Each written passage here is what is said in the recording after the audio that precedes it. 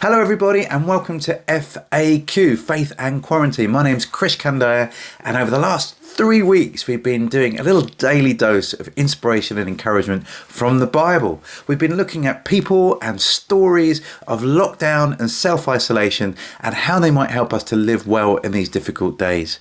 And if you want to catch up, they're all on YouTube, or just scroll down my Facebook feed, you'll be able to find them. And my hope is they will be a help to you, whatever stage of faith you're at. If you're someone exploring faith, new to faith, or lost your faith, wherever you're at, I hope this is a help to you. Now, this week I thought we'd have a little look at the theme of leadership, drawing on the stories of Saul and David. And if you're not familiar with those stories, don't worry, we'll dig into them and hopefully they will help you. But leadership is really a massive issue. It's a massive issue for me personally. In lockdown, I'm kind of struggling to figure out how to lead with in my family and our job, my wife and I, as we kind of lead our kids, or how to lead in the organisation I'm running. I'm trying to help lead it from my desk here and on the phone, and how do those two worlds collide, and how do we get that balance right? And I'm pretty sure I've got it pretty wrong in lots of different ways. And my hope is that we could learn together from these stories in the Bible. But leadership is a huge issue for our world right now. World leaders are under incredible pressure to lead well. They're always being criticised, aren't they? So whichever newspaper you read or digital outlet, there's always something wrong with the way that our leaders are leading. And I'm not sure if it always helps if we only have a critical posture towards them. I definitely don't think it helps if we only have a cheering on and supportive posture, but there ought to be some kind of balance, so it's not all completely negative or cheering them on. They are fallible leaders. They need our support and help, and they do need our critique. And so how do we bring that well to our governments? How do we give them the support they need, but also the challenge they might find useful as well? So maybe these scriptural passages will help us with that too. So we're going to dive in. We're going to look at the life of Saul first of all, and then we'll riff on to David as we get further on in the week. But if you've been following this series, you know, before Easter we got to the point of thinking about Samuel, who was a young boy called by God under a difficult set of circumstances. He was socially isolated from his family, and he had a really difficult message to bring to his mentor Eli, a message actually of judgment, which must have been really difficult for a young boy to offer. And some great victories were won against some of God's enemies under Samuel's leadership. And then we get to this kind of key transition, because all through history up until this moment, it had been clear that God was supposed to be the king of his nation. He didn't want Israel to be like all the other nations who had a king. They were going to be distinct because God himself was going to be their leader. And so that meant that they didn't need a kind of hereditary monarchy. They were going to be different. But the nation kept crying out and asking for a leader. And it almost feels like God relents to the nagging that his people gave him, that they would have a king. And again, there have been other leaders, not kings as such. There have been judges and prophets and patriarchs who have been leading Israel up until this time. And all of them had their problems and their flaws. In fact, there's one kind of reading of the Old Testament that says all the leaders fail in the Old Testament because they all were just kind of precursors or prototypes showing us that we need a king like Jesus to come along. And Jesus is the only rightful king, and everyone else will fall short. And there is an extent to which that is true. I feel that as a leader, I am a totally flawed leader, and maybe the flaws in my leadership point people towards Jesus. That's one riff, that's one angle, and there's some truth in that. But at another level, God has continually been calling people to lead his people. And that call was not a joke or a kind of impossible task. God wasn't setting people up to fail. So how are we supposed to understand this challenge that every leader will fall short of Jesus's leadership, but every leader still has a job to do? And I think there's some interesting things that we can learn from Saul in this, and maybe we'll just dive in. I'm going to pick up the story at 1 Samuel chapter 9. And it says this: there was a Benjaminite, a man of standing with whose name was Kish, son of Abiel, the son of Zeror, the son of Berechath, the son of Apiath of Benjamin. He had a son named Saul, an impressive young man without equal among the Israelites, a head taller than any of the others. Now, okay, if you've ever met me, you will know I am not a tall person. And so the fact that in the Old Testament, the only physical attribute, or the only attribute they really want to bring out about Saul is that how tall he was. And that kind of bugs me because there is this kind of idea out there that in order to be a leader, you have to physically dominate the space and lead the way that way. In fact, I think it was Malcolm Gladwell in his book Blink. He worked out that CEOs are on average 6 feet tall. He explained in the US population, only about 14.5% of all men are 6 feet or over. Among CEOs of Fortune 500 companies, that number is 58%. What a weird thing. It's almost like we project onto tall people that they are going to be great leaders. Does that give tall people a head start when it comes to leadership? Well, we're going to see when we contrast Saul with David, that doesn't have to be the way. But there does seem to be a kind of psychological connection between us as followers looking for tall leaders, because we think somehow maybe they can see further into the distance and they're going to be more important and significant. Well, we're going to see that idea blown up a little bit in the story of Saul. Now, the donkeys belonging to Saul's father Kish were lost, and Kish sent his son Saul, "Take one of the servants with you and go and look for the donkeys." So he passed through the hill country of Ephraim and through the area around Shalisha, but they did not find them. They went on into the district of Shalim, but the donkeys were not there. Then he passed through the territory of Benjamin, but they did not find them. I mean, this is a massive donkey reconnaissance mission, and Saul's not doing a great job. You know, he's not getting appointed because he's a brilliant finder of lost donkeys, but the donkeys lead him towards an important encounter. When they reached the district of Zuph, Saul said to the servant who was with him, "Come, let's go back, or my father will stop thinking about the donkeys and start worrying about us." But the servant said, "Look, in this town there is a man of God. He's highly respected and everything he says comes true. Let's go there now. Perhaps he will tell us what to take, or which way to take." Saul said to his servant, "If we go, what can we give the man? The food in our sacks is gone. We have no gift at all to take to this man of God. What do we have?"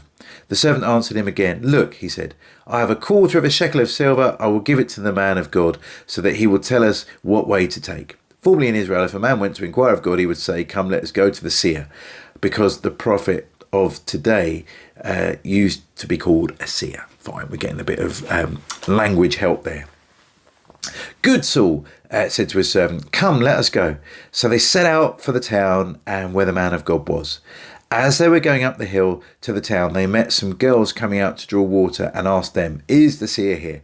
"He is," they answered. "He is ahead of you. Hurry now. He has just come to our town today, for the people have a sacrifice at the high place. As soon as you enter the town, you will find him before he goes up to the high place to eat. The people will not begin eating until he comes, because he must bless the sacrifice afterwards.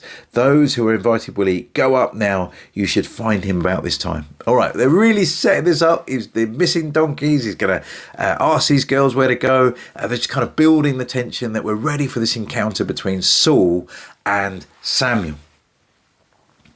They went up to the town, and as they were entering it, there was Samuel coming towards them on his way to the high place. Now, the day before Saul came, the Lord had revealed this to Samuel. "About this time tomorrow, I will send you a man from the land of Benjamin. Anoint him leader over my people Israel. He will deliver my people from the hand of the Philistines. I have looked upon my people, for their cry has reached me." That cry that they want a leader, a king, and they want liberation from the Philistines. When Samuel caught sight of Saul, the Lord said to him, "This is the man I spoke to you about. He will govern my people." I mean, all these different elements are adding up. Lost donkeys leading for an encounter with Samuel. Samuel being told by God that about this time tomorrow, there's going to be someone to meet him. And now God underlines it again by pointing out Saul as the right leader.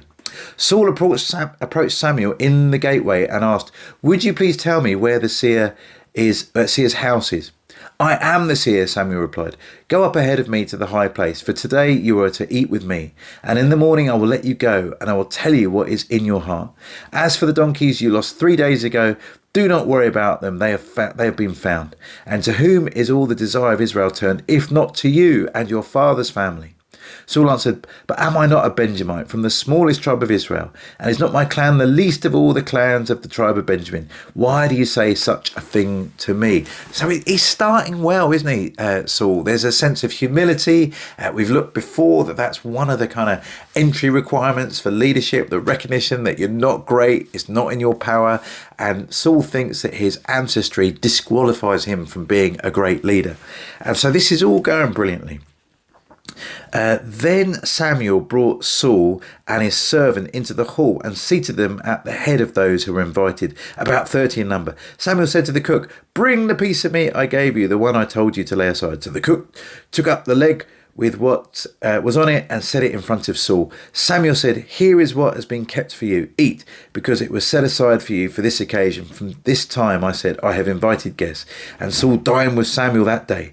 After they came down from the high place to the town, Samuel talked with Saul on the roof of his house. They rose about daybreak, and Samuel called to Saul on the roof, get ready, and I will send you on your way. When Saul got ready, he and Samuel went out together, and they were going down the edge of the small town. Samuel said to Saul, tell the servant to go ahead of us, and the servant did so. But you stay here a while so that I may give you a message from God. All right, all of this leading up to the challenge and the anointing of Saul as leader. Samuel says this, you will go out from there until you reach the great tree of Tabor. 3 men going up to God at Bethel will meet you there. One will be carrying 3 young goats, another 3 loaves of bread, and another a skin of wine. They will greet you and offer you 2 loaves of bread, which you will accept from them. After that, you'll go to Gibeah of God, and where there is a Philistine outpost. As you approach the town, you will meet a procession of prophets coming down from the high place with lyres, tambourines, flutes, and harps being played before them, and they will be prophesying. The Spirit of the Lord will come upon you in power, and you will prophesy with them, and you'll be changed into a different person. Once these signs are fulfilled, do whatever your hand finds to do, for God is with you. All right. So all these kind of mysterious circumstances have been coming together to let Saul know that he is God's appointed leader. I mean, incredible amounts of detail. You're going to meet 3 guys with 3 loaves of bread and 2 skins of wine. You're going to have a kind of charismatic prophetic experience from God. You're going to start speaking. God's going to change you. I don't know about you, but all these different signs should have given Saul great confidence that God is with him. That's the thing he's being told. You will be able to lead. God is with you. He's given you all these different signs even greater than he gave Gideon and Moses when they were called to lead. These are big deal underlinings of Saul's fitness and chosenness to lead. And yet they don't have the effect on Saul you might expect. Samuel summoned the people of Israel to the Lord at Mizpah and said to them, this is what the Lord God of Israel says. I brought Israel out of Egypt, and I delivered you from the power of Egypt and all the kingdoms that oppressed you. But you have now rejected your God who saves you out of all calamities and distress. And you have said, no, set a king over us. So now present yourselves before the Lord by your tribes and clans. God is saying, it was me that got you out of Egypt. It wasn't Moses. I'm the king. I've delivered you every time you've needed. You've still asked for a king. So here you are. You're going to get one. When Samuel brought all the tribes of Israel near, the tribe of Benjamin was chosen. Then he brought forward all the tribes of Benjamin, clan by clan, and Matri's clan was chosen. Finally, Saul, son of Kish, Saul, son of Kish, was chosen. But when they looked for him, he was not to be found. So they inquired further of the Lord, has the man come here yet? And the Lord said, yes, he has hidden himself among the baggage. They ran and brought him out, and as he stood among them, the people, he was a head taller than any of them. Oh, going on about his height again. Do you see the man the Lord has chosen? There is no one like him among all the people. Then the people shouted, long live the king. Samuel explained to the people the regulations of kingship. He wrote them down on a scroll and deposited it before the Lord. Then Samuel dismissed the people, each to his own home. Saul also went to his home in Gibeah, accompanied by valiant men whose hearts God had touched. But some troublemakers said, "How can this fellow save us?" They despised him and brought him no gifts. But Saul kept silence. All right. So there's two things going on here with Saul. God has picked him out. He's given into Israel's call for a king, but God has picked out Saul to be his leader and underlined it with all sorts of levels of detail. But Saul is found hiding amongst the baggage when he should be at his own coronation. There is this overwhelming sense of anxiety and challenge in Saul that is beyond humility and is actually a rejection of God's call upon him. He's so timid, he's so unwilling to trust God that he's hiding and he's abdicating from his responsibility. And friends, that is a real challenge to us in the middle of lockdown. I feel that. That, you know, if I lead too much at work, am I abdicating responsibility at home? If I lead too much at home, am I abdicating responsibility at work? That tension is there for all of us. Are we stepping into the call that God's given us? That is a huge challenge, and Saul shows us, I guess, how not to do it. After all the opportunities and confidence building God could possibly give him, Saul is hiding amongst the baggage because he's too fearful to walk into what God's called him. That's a real challenge to me. And there seems to be something important about Saul's silence. Why is he silent? Is he silent in face of the criticism? How can this fellow save us? And they bring him no gifts. Should he have let those people get away with it? Later in the passage, it says that Saul never talked to his parents about this call that he had. He seems to be embarrassed about it. He won't speak up. He's been given a vocation, but he won't be vocal about it to the people that matter to him. And so I wonder if that's a little challenge to us too, that if God has called us, then we need to speak up. In these days, we have all sorts of opportunities to use our voice well. I've noticed, maybe you've seen it in the news, that there is this spiritual openness right now in our nation. More people willing to pray for Boris, our Prime Minister. More people willing to visit church websites when we're live casting. A lot of churches, my friends up in P's and G's in Edinburgh, were on the BBC News yesterday because the number of people that are watching online is maybe double or triple their normal congregation on a Sunday morning, because people seem to be hungry and open to spiritual things. Will we use our voice to speak up for God in these difficult days? Will we speak words of encouragement to those around us in our families? Will we speak up to our neighbours and make sure that they're cared for and loved and know that God cares about them? Will we offer to pray? Will we speak up for the vulnerable, not just our own needs? When the church is given an opportunity to speak to government, what will we talk about? Will we talk about our needs, our money, our finances, our not having the weddings that we want? Or will we speak up for those that are vulnerable and caught in the middle of this? There's a huge challenge going on. You know, I'm passionate about vulnerable children, care leavers who are living on their own in university accommodation because there are no families that could take them in. Kids who should be here because of refugee resettlement stopped coming because of the lockdown and therefore living in dangerous circumstances. Will we speak up for them? I don't want, and I know it's a danger in my own heart, I don't want to be like Saul, abdicating responsibility when God has made it very clear what he's asking us to do. I don't want to hide amongst the baggage. I want to be leading in the way that God wants me to lead, wherever he places me. That's a challenge for me from this passage. I'd love to know what God's been saying to you from this strange, intriguing first call of the first king of Israel. What are the lessons that you want to take away? I'd love to talk more. If you've got questions or theories or ideas, drop me a message, and hopefully see you again tomorrow as we explore further the leadership of Saul and David. Have a great evening.